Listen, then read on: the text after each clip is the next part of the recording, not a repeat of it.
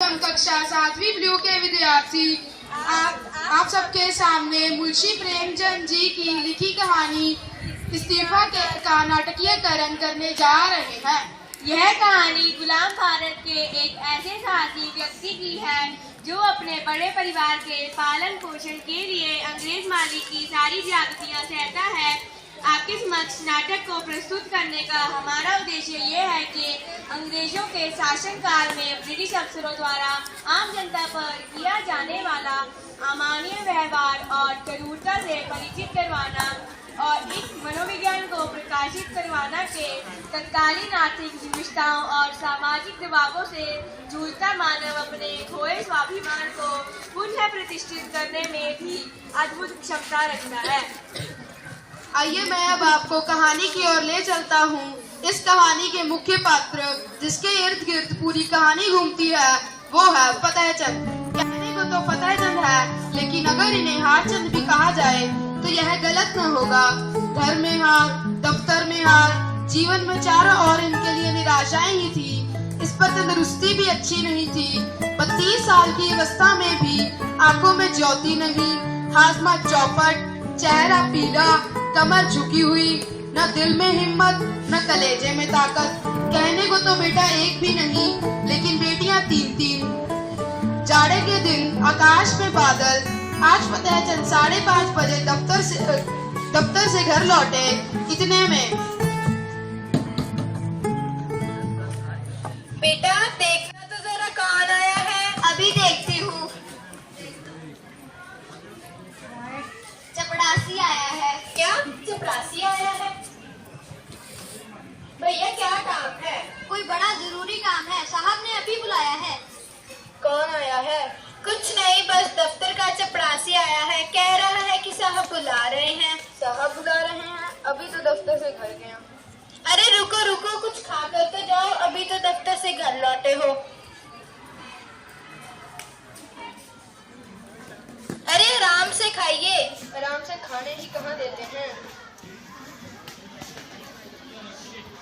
बाबूजी आपने बड़ी देर कर दी, अब जरा लपक कर चलिए, नहीं तो जाते ही डांट पड़ेगी। अरे भाई चलेंगे तो आदमी की तरह ही, चाहे साहब डांट लगाएं या डांट दिखाएं, हमसे दौड़ा नहीं जाता। इतना है तो तुम चलो, मैं आता हूँ।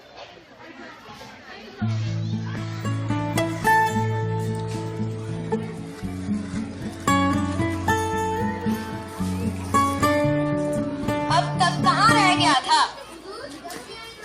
मैं तो दौड़ा चला आ रहा हूँ। सलाम साहब। अब तक कहाँ था? अभी तो दफ्तर से घर गया हूँ। जो ही चपरासी ने आवाज दी, पुनः हाजिर हुआ।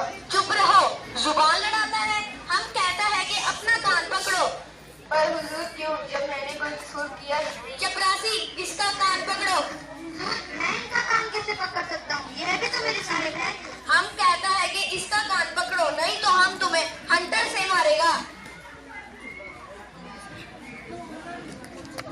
भाग गया डरपोक। तुम गुस्ताखी करता है, जाकर ऑफिस से फाइल लेकर आओ। कौन सी फाइल हुजूर? तुम बहरा है, तुम्हें सुनता नहीं? वही फाइल जो हम मांगता है। अब कौन सी फाइल मांगता है हुजूर? वही फाइल जो हम मांगता है, जाकर ऑफिस से लाओ, अभी लाओ, दौड़ो। हमसे दौड़ा नहीं जाता हुजूर। तुम बहुत सुस्त हो गया है, अब हम तुम्हें दौड़ना सिखाएगा। दौड़ो दौड़ो। फतेहचंद अपने साहब की बातें सुनकर चुपचाप चले जाते हैं। नौकरी न करी, अगर करी तो ना करी, यह युक्ति आज भी पूरी तरह चरितार्थ होती दिखती है।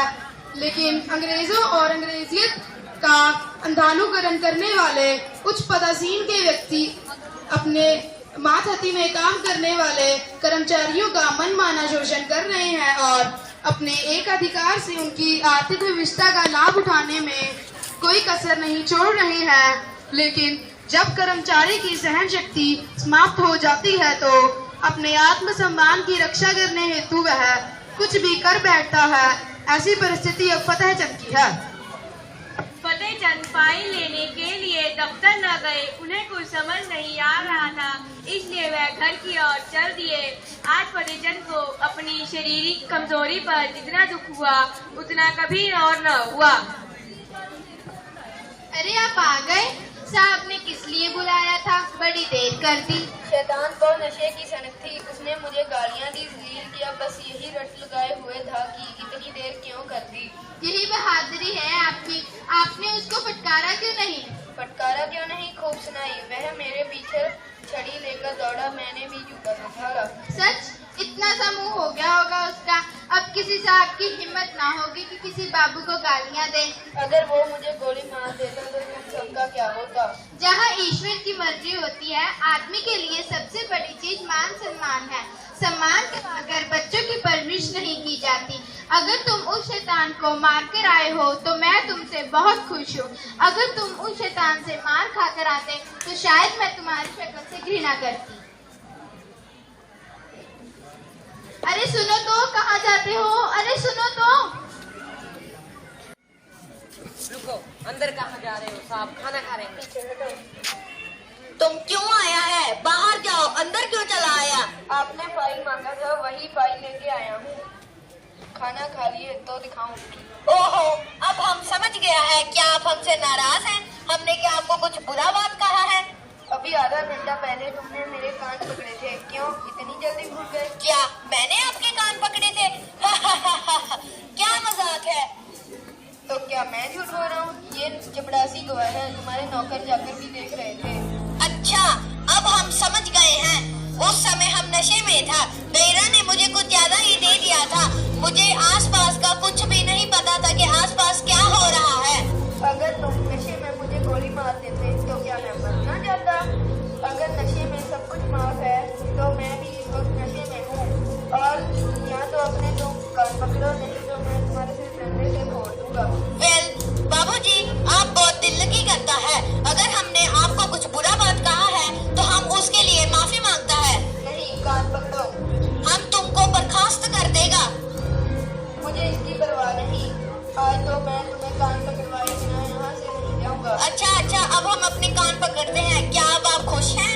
आगे से किसी को गाली नहीं दोगे? कभी नहीं। अगर ऐसा किया तो समझ लेना मैं कहीं दूर नहीं हूँ। हम आगे से कभी भी किसी को गाली नहीं देगा और मारपीट भी नहीं करेगा। ठीक है, अब मैं चलता हूँ।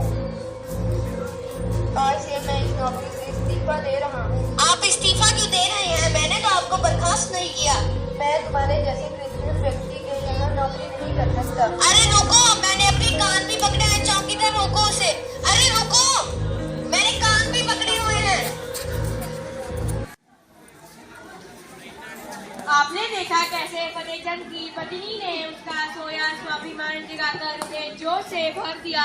वे साहब के घर अपना अपमान का बदला लेने के लिए चल दिए। इस तरह उनकी काया पलट हो गई।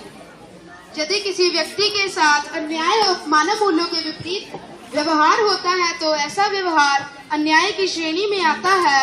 मनुष्य तो सभी प्राणियों में से सर्वश्रेष्ठ प्राणी है। उसे तो न ही किसी के साथ अन्याय करना चाहिए और न ही सहना चाहिए। हमारी प्रकृति भी अपने प्रति होते अन्याय को एक सीमा तक ही सहन करती है। असहनीय होने पर वह भी प्रतिकार करती है। अगर हमारे गुलाम भारत के सभी व्यक्ति फतेहचंद बन जाते तो हमारे महान वीरों को शहीद न होना पड़ता। हमारा प्यारा भारत कभी गुलाम नहीं बनता था। Well done.